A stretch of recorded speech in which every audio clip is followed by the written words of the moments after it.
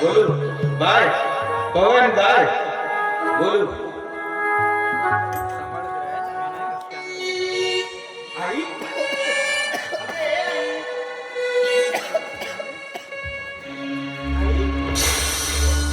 अगे आई अगे आई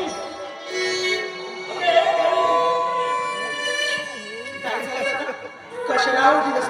अगे ताई मला सांग ना माझी आई कुठे गेली ग दादा तुला आईशी काय करायचंय मला सांग, मी तुझी संपूर्ण कामं करेन ना.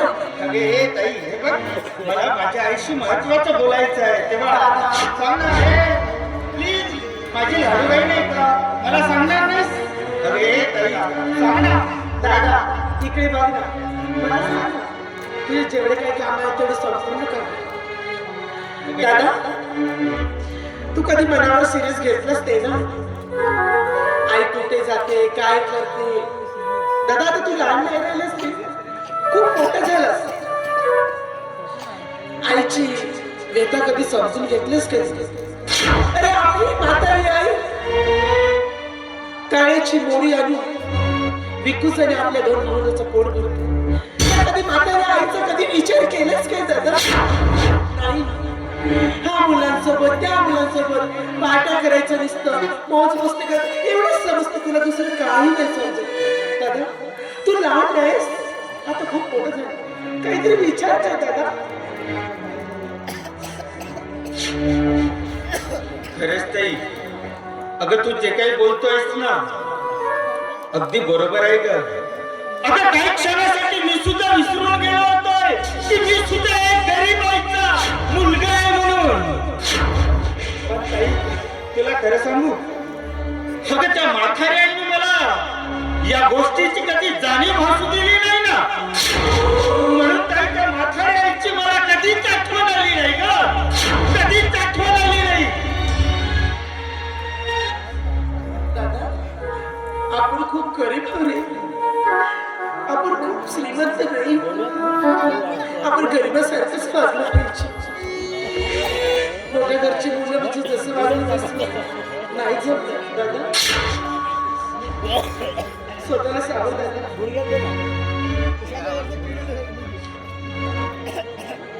आणि आईच्या कामाला मदत कर. नका भाऊ होईना राजा, नका भाऊ होईना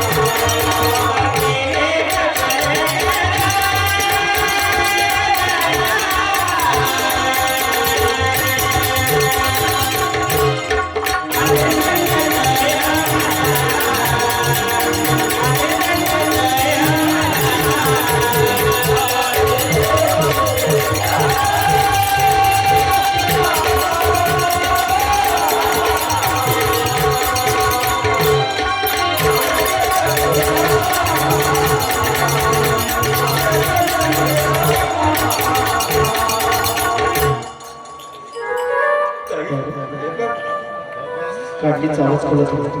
तुझा अगदी बरोबर आहे का? खरंच माझ्या आईला नाही ओळखू शकलो.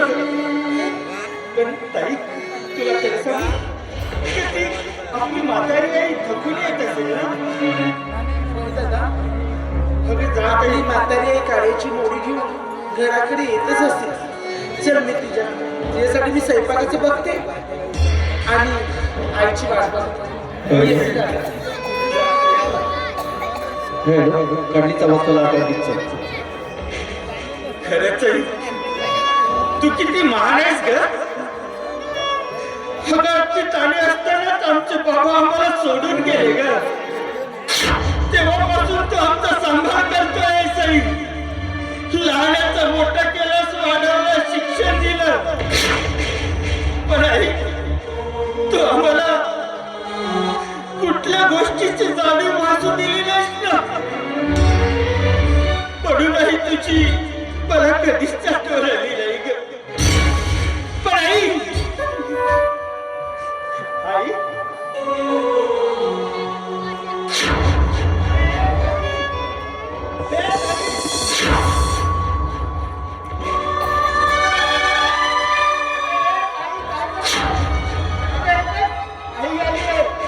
पाणी घेऊन ये आईसाठी.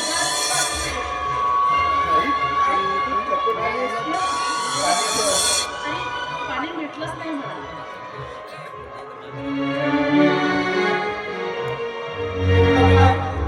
किती कष्ट करशील का आमच्या दोंडावरसाठी तू. अगं करावंच लागते. आई, हे बघ किती कष्ट करतोयस गे या घरासाठी. अगं किती रात कष्ट करतोयस या घरासाठी. अगं कधी त्या रानात जाऊन काळ्याची मोडी आणून ती विकून आपल्या संसाराच्या गाळा चालवतोय. अगं वेळ मिळाल्यास त्या रोजगार हमीच्या कामावर सुद्धा जातोय. आणखी किती दिवस करणार आहेस ग? आणखी किती दिवस करणार आहेस आई? आई, हे बघ मी ठरवलंय.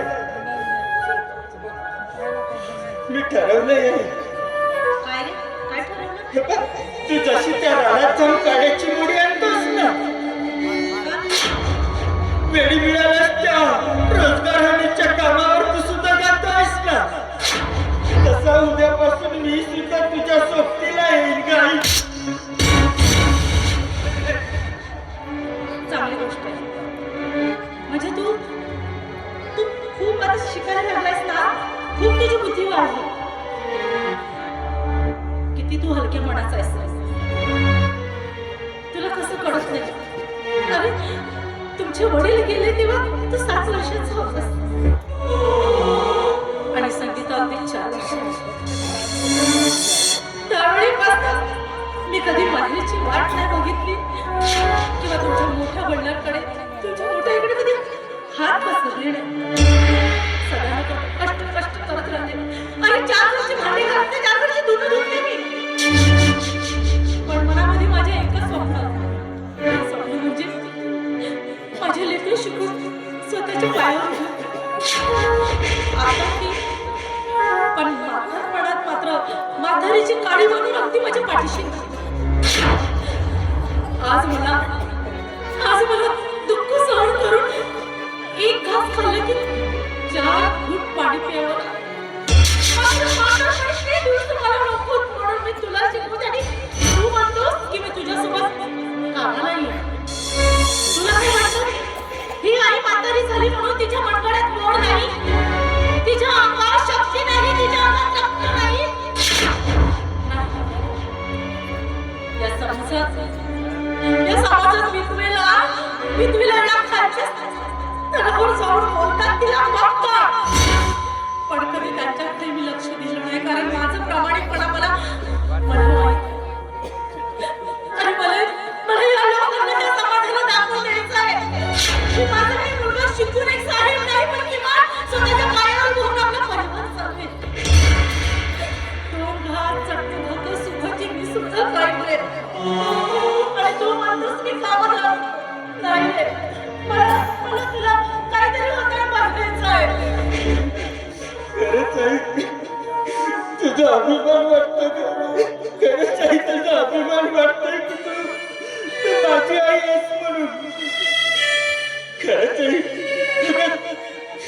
तुझ्यासारखी प्रत्येक आई जरी या समाजात लाभली ना तरी या घरातली मुलं आईला पोरकी नसतील ग, आईला पोरकी नसतील. आणि म्हणूनच आई आई आज मला असं म्हणायचं वाटतंय की खरंच आई, अगं तुझी मूर्ती जरी करून माझ्या हृदयात जरी भरली ना, अगं ती सुद्धा अपुरी असेल ग आई, ती सुद्धा अपुरी असेल. आणि म्हणूनच आई आज म्हणतोय, आई तुझ्यावरती वाणी या जगात वरती नाही. आई तुझ्यावरती वाणी या जगात वरती नाही. अनमोल जन्म काय तुझं काय घेणार नाही. अनमोल जन्म काय तुझं काय भेटणार नाही. आई तुझ्यावरती वाणी या जगात वरती नाही. आई तुझ्यावरती वाणी या जगात वरती नाही. अनमोल जन्म काय तुझं काय भेटणार नाही. अनमोल जन्म काय तुझं काय भेटणार नाही. आई तुझ्यावरती वाणी.